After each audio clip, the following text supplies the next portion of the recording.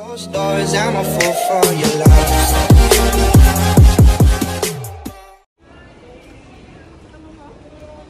Guys, ito yung mga nabili namin na ilaw para sa bahay. Yan. Kalimutan ko. So, umabot Sir, daling ko na lang po, ere. Yan, marami na yan. Kompleto na siya pero lang sa chandelier. Yun na lang yung kulang. So, umabot siya ng 16K. Yan. Pero mura na siya compare sa ibang mga store. Kasi ito sa may home builders. Yan. I-add natin to dun sa computation ng iba pa namin expenses sa bahay.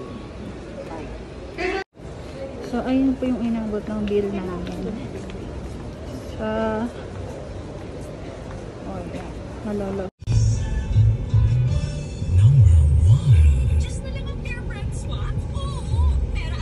So, guys, may sarili pa yan.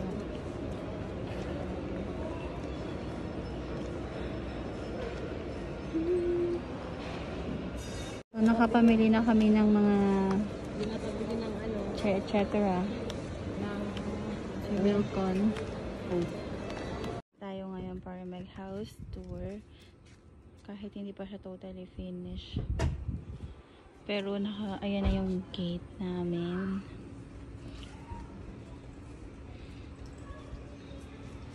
So, ayan. Pasok po tayo.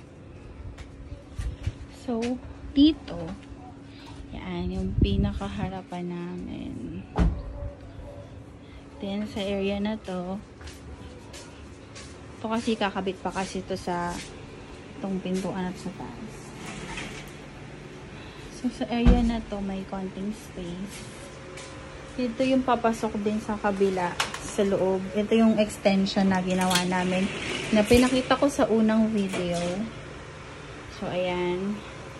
Dito yung pinaka PlayStation area.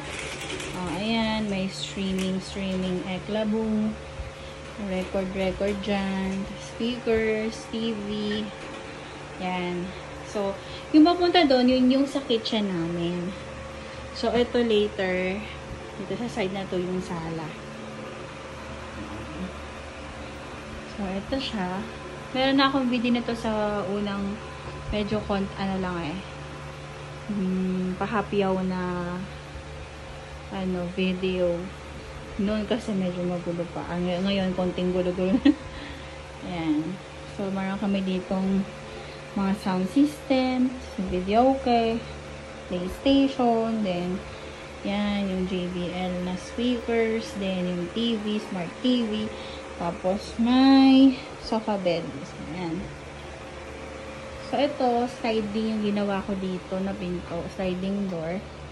So, kasi dati, wala siya dati, kumbaga extension lang. Extension ko, imbis na i-close ko siya, tapos yung pinto niya, ito na lang yung ginawa ko, sliding.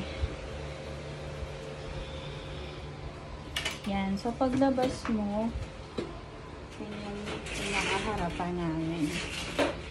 So, ito may sampayan. Sa isa namin yung bahay. Pinala na namin dito. Medyo kasi ginagawa pa nila yung gate kasi nagpintura pa sila, pinatuyo pa nila. So, ayan. So, may mga kalat-kalat pa dito eh. And then, pasok na po tayo sa loob. Ayan. Yung mirror na yan, malaki na yan. Pinagawa namin siya para magmukhang malaki yung area. Tapos ito, may blinds. So, ito, hindi na namin siya inalis ng bintana na to. Kasi sayang naman. Tapos dito, connected siya sa kabila kasi pag may aircon, para damay-damay. Then, yan. Ayan. So, dito yung na-tour ko na, dito yung pinaka kusina. Yan, yung area na yan. Diyan. So, ayan. So, Very simple lang. Medyo may kalat-kalat pa. Then, eto, may blinds din kami dito. Tapos, ito yung papunta sa kwarto. Yan. So, dyan may blinds din kami. Sa taas, saka yan, chandelier. So, ito yung pinaka-space namin. Very ano lang din, simple lang din. Yan.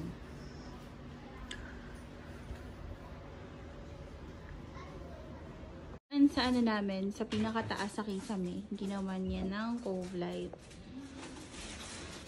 Hindi pa kasi namin nakakabit yung binili namin na bilog na mga ilaw-ilaw. So, ito pa lang, yan pa lang yung mga ilaw na nakalagay. Yan pa lang. Dito yung pinaka-ilaw sa cove light na.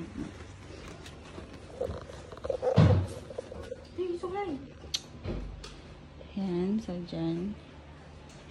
Ano yan? Yan. And then,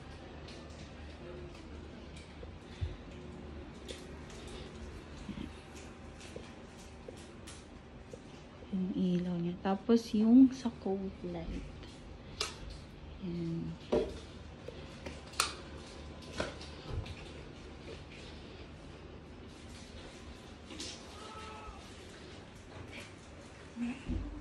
Sinasamantala yung paraan.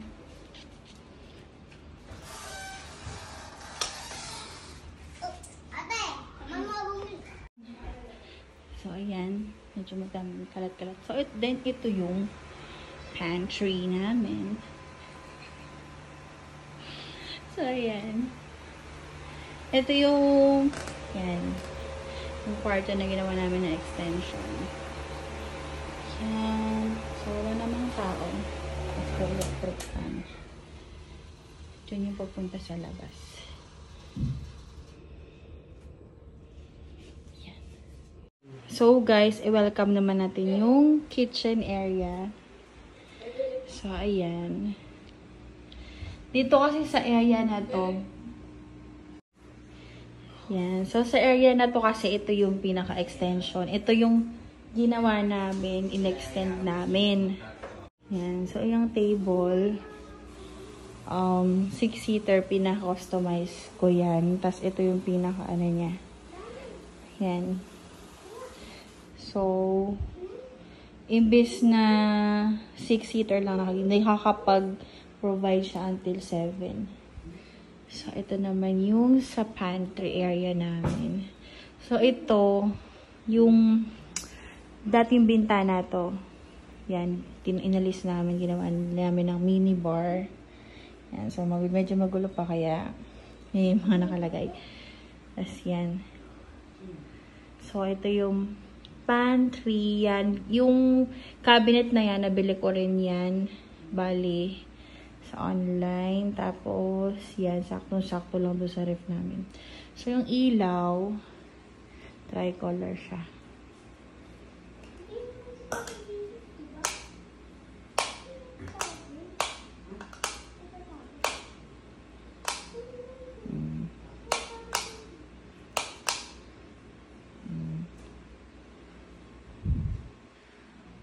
So, ayan, yung mga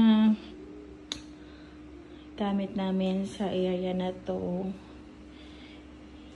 Yan lang. Simpleng ano lang. Tapos, yung lagay namin ng plato. Ganito siya. Yan, naka-built-in siya. Yan. Isisend ko rin sa inyo yung mga price ng mga gamit niyan tulad ng cabinet. Then, ito, yan yung sa lutuan namin.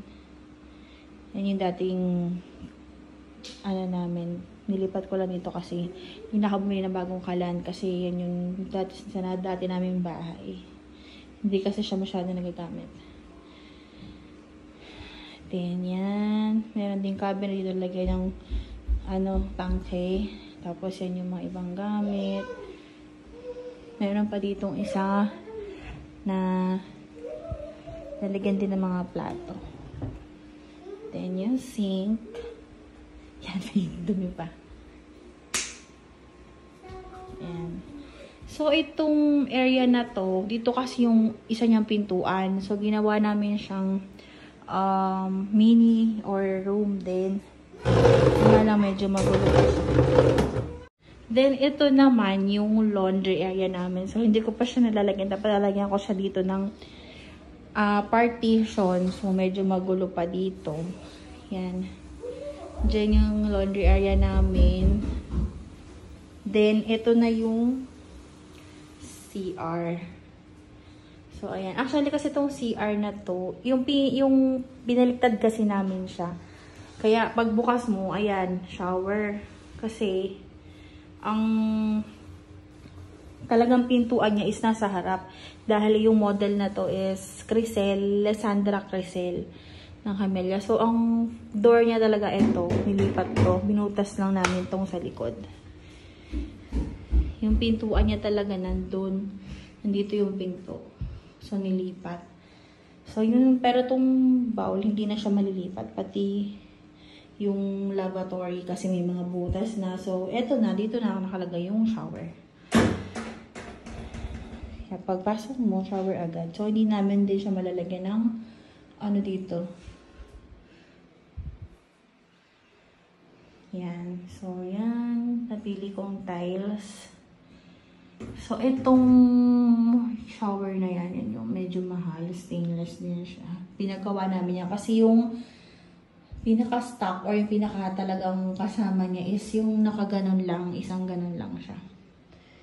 Yan. So, yan yung CR. So, guys, ito naman yung master's bedroom namin. So, itong room na to, wala naman kami mga binago dito.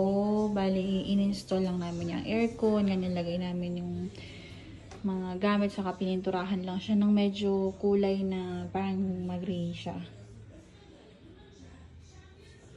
So, ayan. Simple lang din. Tapos itong kama, pinagawa namin to. King size yung bed. Then, ayan. So, sa side na to, nagpagawa rin ako ng closet. Yan. Then, yung vanity mirror. Yan. So, ayan. Yung vanity mirror na pinagawa namin.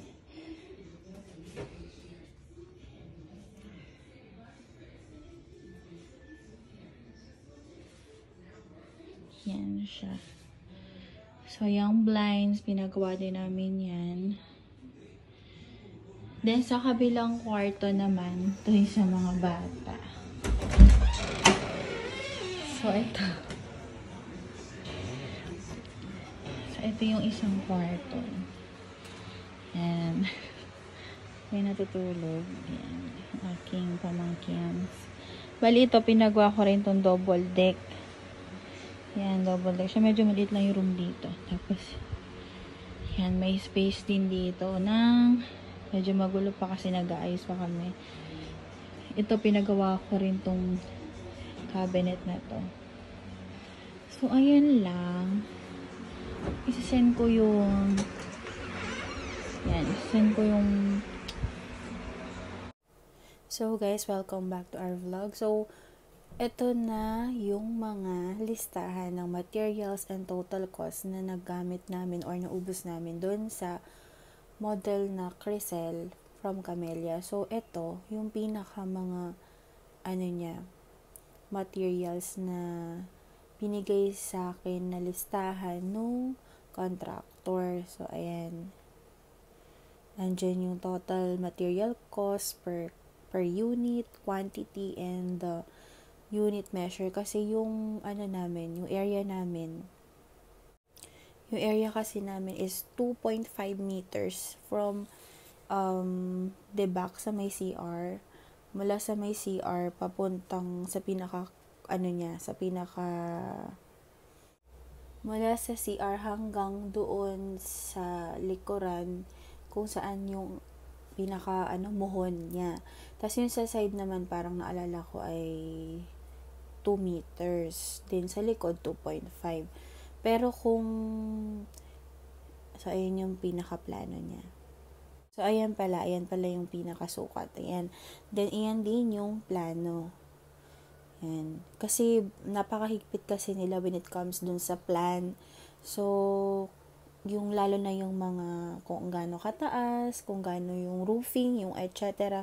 Yan, kasi ilang beses ko tong sinubmit, siguro mga 3 times ko siyang sinubmit, tapos hindi siya agad na approve, marami pa siyang mga i-revise. So, ilang beses ko siyang inulit-ulit. So, ayan, yung fence niya, ganyan lang dapat yung sukat niya. Tapos, yan yung area, mga lot area, ganyan. Sa pinakagilid. Yan. Yung taas ng roofing mo, dun sa extension mo.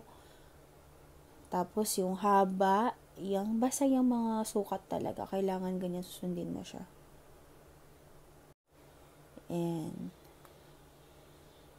so, ito yung ginawa namin na plano. So, ito yung sinunod namin na na-approve ng admin. So, again, ang area po namin ay, ang model house namin ay Lysandra Crisel. 60 square meters yung pinaka-lot area, then yung floor area niya parang nasa 40 ganyan. 42 parang ganun. So, ayan yung mga materials, yung mga general nila. Yan. So, hindi ko naman, ako familiar sa mga yan, pero specific siya dito. Yan.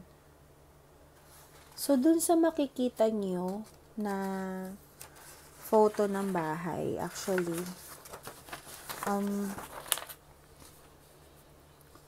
ayan. So, makikita nyo dun na photo.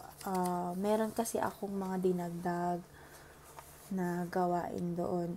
So, ito ang talagang contract namin. Yan, yung total niya is 284,709 including na yung labor, tools, and equipment.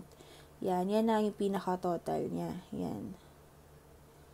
Yan yung expected na gastos dapat na magiging total ng contract namin. So, ang dapat lang na contract namin nga, 280,000 plus. So, ito, makikita nyo, naging 320k yung pinaka-usapan namin. So, dun sa 320k, ang kasama lang niya is yung pinaka-extension, fully furnished, all tiles, tapos yung fence. Dun sa fence na yon, hindi kasama yung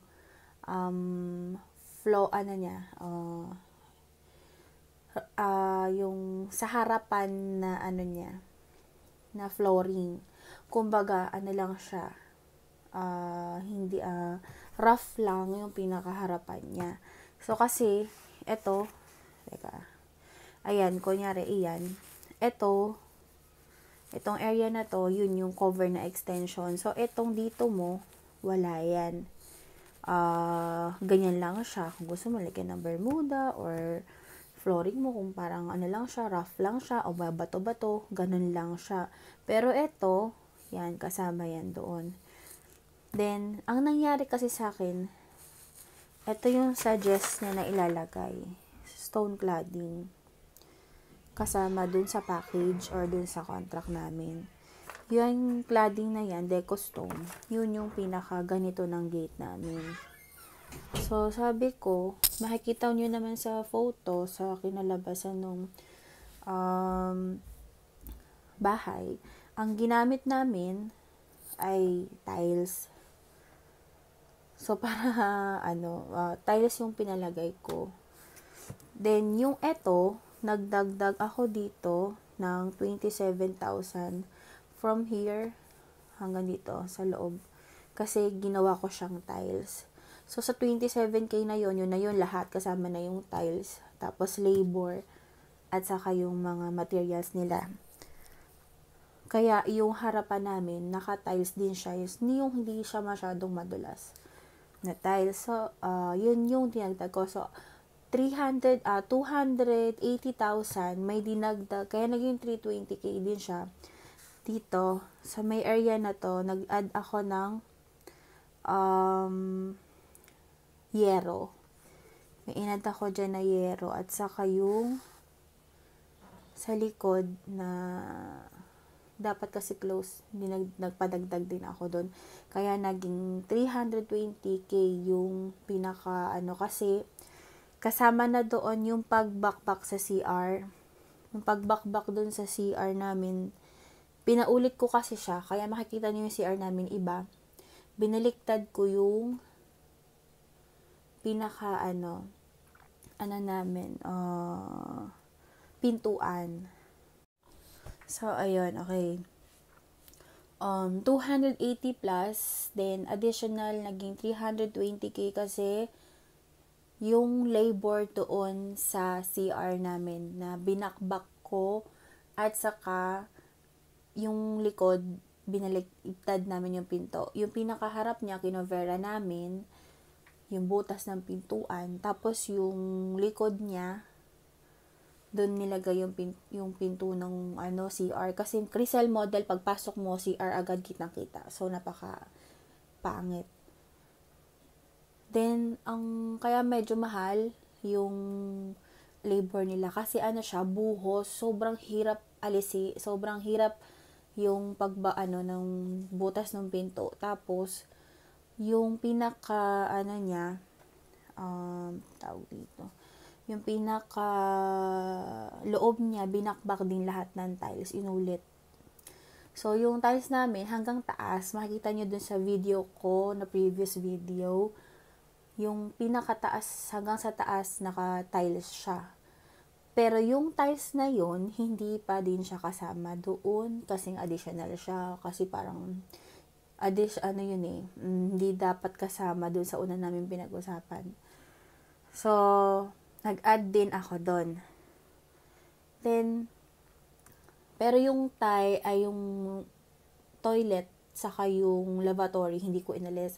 Then, yung shower, pinalitan ko na din, since nag-upgrade na rin naman ako. So, pinalitan ko na rin yung ibang mga gamit.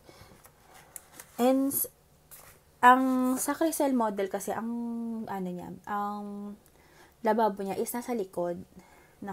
Yung lababo pinaalis ko, 'di ba? Nilipat ko yung niya. So, inalis namin yun. So, ayan. So, kaya naging 320K. Tapos, yan. 17K, yun yung charge nila sa CR na pagbutas ng pinto, sa kapag nung tiles, pagbakbak. Then, screen sliding. Kasi nagpagawa ko ng sliding door. So, ito yung sliding door. Doon sa, ito sa area na to, hindi ko siya ginanyan. Ang pinaka, ginamit ko dito is sliding. So, ayan, sliding yung ginawa ko dito. So, ang binayad ko, nagdagdag ako ng 11,000 for sliding. And 1,000 para dun sa screen. Then, ito medyo hindi naman to kasali talaga sa pinaka extension. Ito lang talaga yung mga expenses din. 6,000 yung pinagawa ko na mirror. Makikita nyo dun sa video, may malaki ako mirror dun sa may sala. Then, sa shower and bidet, 9,000 yung bili ko. Additional din yun. Kasi so, yung 9,000 shower and bidet, stainless siya. Yun yung pinalit ko sa stock na sa pinaka nandun na shower. Then, ito yung tiles ng bathroom and fence. So, kasi nung namili ng tiles, bukod din yun. So, hindi yun kasama sa na pag-usapan namin. So, nag-additional ako. Tiles ng CR namin, saka yung fence, ito yung pinakaharap, yung sinabi ko sa inyo kanina. Yan, ito, yan. Yung dito kasi tiniles ko. So, yung inabot dyan, total niya is 10,000. So, ito naman, screen door, yung sa harapan namin. Dish stand, kasi sa makikita nyo, yung lalagyan ko ng plato, puro siya mga, mga mga tihila na cabinet. Yan. Tiles and labor. So, ayan. Yun sa labas, ito yun. Yung kanina na tiles. Saka labor nung kasi kasama na yung mga semento, yung mga ganon. Yan. 24,000. And then, sa cove light. So, ito kasing cove light na to, ang gumawa nito is yung father ko. So, bali, ang nagastos namin doon sa pinaka-materials ay 7,000. And then, yung cabinet, yun naman yung mga dinagdag ko kasi na cabinet doon sa namin, sa taas, pati ilagay ng mga TV. So, yung mga materials doon is 10K. Ayan, umabot siya ng 10K. So, back to tayo. For extension and extension at saka yung sa fence. So, 320 ang nagastos namin. Yan, 320. Then, kung susundin mo or gagayahin nyo yung ginawa ko na pinatiles ko yung harapan, saka naka-sliding door. So, 320,000. Then, yung labor na sa akin dun sa may harapan is just 1.5 meter siya. Tiles yun and labor 24,000. Yan. And then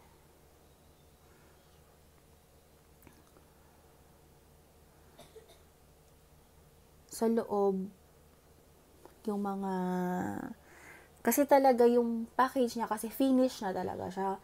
Kasama na yung mga lababo, pero nag-upgrade kasi ako. Yung lababo dapat na kasama doon is yung single lang. So, nag-upgrade ako, nagdagdag ako ng konti para mas maganda. Doon kaya nag-iiba yung namin. Pero kung talagang walang gamit, as in yung na siya, mura na talaga siya kasi compare dun sa una namin na pagtanungan, yung materials mo is doble, ganun din yung labor niya. So, ayan, umabot siya ng 344,000 kung ang pag-uusapan lang is yung pinaka-extension at saka yung fence. Tapos, naka-tiles na yung harapan. Yan yung inabot niya. Kung magiging tulad na sa amin na bahay. Ito kasi mga iba na to, yun nga yung mga additional, yan yung mga in-upgrade ko tulad ng shower and bidet. Tapos yung cove light, yung cabinet. So may mga expenses din ako yan. Pati to kasi halos lahat ng sa lights, marami installation fee. Doon ka lang sa wiring kasi. Sa wiring, ang siningil lang nila sa amin sa wiring is 1.5. Doon lang sa parang lang yon. Bayad lang dun sa tauhan nila na gumawa ng pinakahuli na yon na nag-ayos ng mga wire. So, napakamura talaga. Compared na sa isa kong nakausap, since nga nagkaroon ng emergency yung unang nag-install, so, ang nakuha ko na nung kinabit yung COVID light, ang sinarge sa akin COVID tuloy. Ang sinarge sa akin ay nasa 8,000. Siya yung nagkabit doon sa cove light na namin kasi sa bagay kasama na din yung sa taas dito na aircon, pati yung mga ilaw namin doon sa hagdan, yung chandelier, saka So, ayan, ito yung nagastos namin sa extension and fence at naka-tiles na siya. 344K. So, kung gusto nyo naman na hindi naka-tiles, kung what you call this, yung rough lang siya, mas mura. So guys, ayan po yung kinalabasan ng bahay namin. Kung ganyan ang susundin mo na plano, ang na-total na nagastos ko is 419,000, not included ang appliances and mga ilaw. Pati na rin yung blind, so hindi kasali yon. So ang kasama lang dun sa 419,000 is yung fully furnished, cove light, then yung mirror, screen, sliding door, then kasama na rin yung paglipat nung pintuan namin, pati yung sa bathroom, makeover or renovation, then fully furnished na po siya. Yan, kahoy lang yung sa may, yung hagdan niya, hindi siya tiles. Ano lang siya, yung makinis lang, pinabago ko, pinatiles namin. Yung sa may TV namin, yung patungan na yun kasama na rin yun sa budget na 419,000. Ayan, yan, yung pinaka-area namin dyan. Kasama na rin yung pang-pintura. Yan po. And yung sa kwarto, meron kami dyang cabinet, saka patungan din ng pinaka-divider sa TV. Kasama na rin yun. As well as sa mga wiring, sa mga ilaw. Kasama na rin siya. So, ayan. Sana magustuhan nyo. Pag may questions pa po kayo or any other concern and like sa mga plano na sa mga expenses, you can PM me here para i-share ko sa inyo yung iba pang gastos. So, thank you again. Sana magustuhan nyo po yung simpleng bahay namin. Maraming salamat!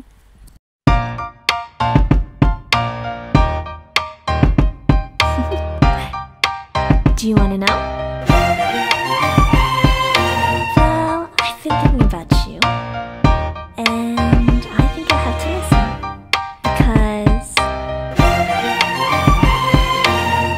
the sun is up, it's a beautiful day. My beginning will be as bright as the sun. Come, won't you come along? And it feels so bright, it's like luck is raining on me. Go and follow your heart, doesn't matter how far. There is so much left to